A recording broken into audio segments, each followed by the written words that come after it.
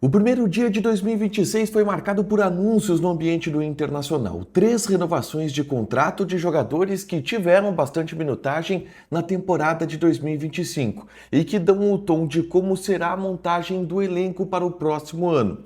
É claro que a gente atualiza também os movimentos feitos no mercado de transferências. O Inter muito próximo de contratar um zagueiro que sequer se apresentou na pré-temporada do seu clube no México. Falaremos também a respeito do negócio envolvendo a busca por um volante e como Fabinho Soldado, o novo executivo de futebol do Inter, entrou nessa jogada a partir de agora.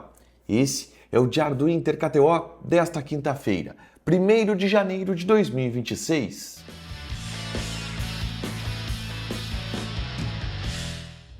Tudo bem, gente? Obrigado pela participação aqui. Não esquece de deixar teu like, de inscrever, de ativar as notificações. Bora falar do Internacional aqui na dupla. Nesse vídeo, um resumo do que de mais importante aconteceu no noticiário colorado ao longo dessa quinta-feira. Vamos falar sobre as informações do primeiro dia do ano.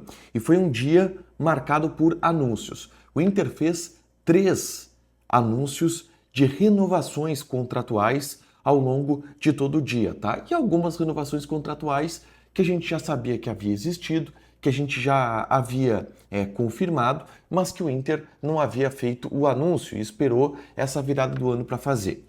E o primeiro deles foi o de Alan Patrick, meia, capitão, camisa 10, que ampliou o seu contrato até o final de 2027. O contrato de Alan Patrick estava sendo válido até o final de 2026, mas já durante o ano passado ele havia pedido para a direção do Internacional um aumento salarial e a partir deste aumento salarial uma ampliação do tempo do seu contrato para o final de 2027. Isto foi concedido ainda durante o ano passado e agora está confirmado do ponto de vista formal do Inter, também oficial, sendo divulgado no site do clube. Agora, o Alan Patrick tem contrato até o final de 2027 e também o maior salário do elenco na casa dos R$ 1.800.000 por mês. O outro contrato que foi renovado foi o do lateral Bryan Aguirre, que agora tem vínculo até o final de 2028. O Bryan Aguirre teve uma renovação contratual que não chegou a ser um gatilho automático, mas foi algo prometido para ele no momento da sua contratação. O Bryan Aguirre veio para o Internacional com um salário relativamente baixo, ele ganhava na casa de R$ 150.000 por mês vindo do Lanús. E o que foi prometido para o Aguirre é que se tivesse uma sequência como titular, se ele se transformasse no lateral direito titular do Internacional, ele teria uma renovação contratual e teria também um aumento no seu salário.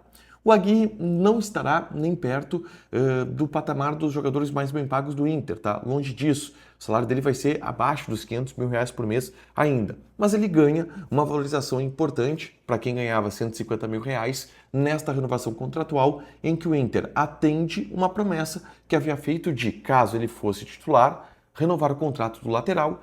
É verdade que com a lesão do Bruno Gomes, mas ele foi o titular do Inter na posição ao longo de 2025 e por isso tem o seu contrato ampliado a partir de agora.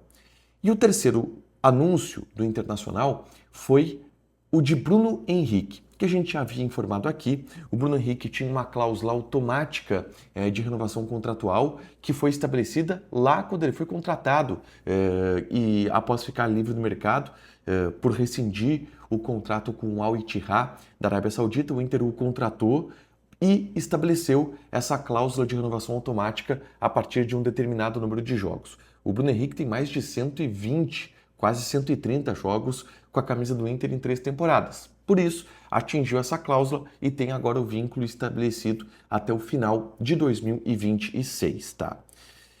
Uma renovação contratual que falta e que ainda não foi anunciada pelo Inter porque não está 100% fechada é a de Gabriel Mercado. O Gabriel Mercado, nesse momento, está sem contrato com o Internacional.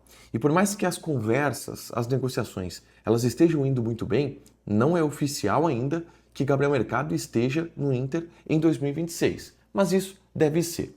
Até porque o Inter se reapresenta, o grupo principal do Inter se reapresenta nesse sábado, dia 3 de janeiro. E até lá, o Gabriel Mercado já vai estar com a sua situação resolvida e divulgada algo que deve acontecer nessa sexta, a ampliação e divulgação do novo contrato de Gabriel Mercado por pelo menos mais uma temporada, tá?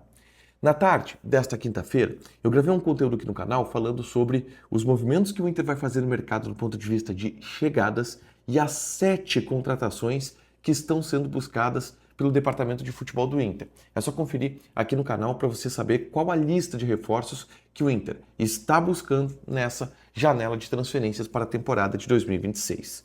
Falando sobre chegadas, eu quero citar aqui os 2 movimentos que estão em maior ênfase nesse momento, tá? E com uma maior prioridade nesse momento. O Pedro Raul, centroavante, o Inter está muito perto de anunciar e isso deve acontecer nos próximos dias.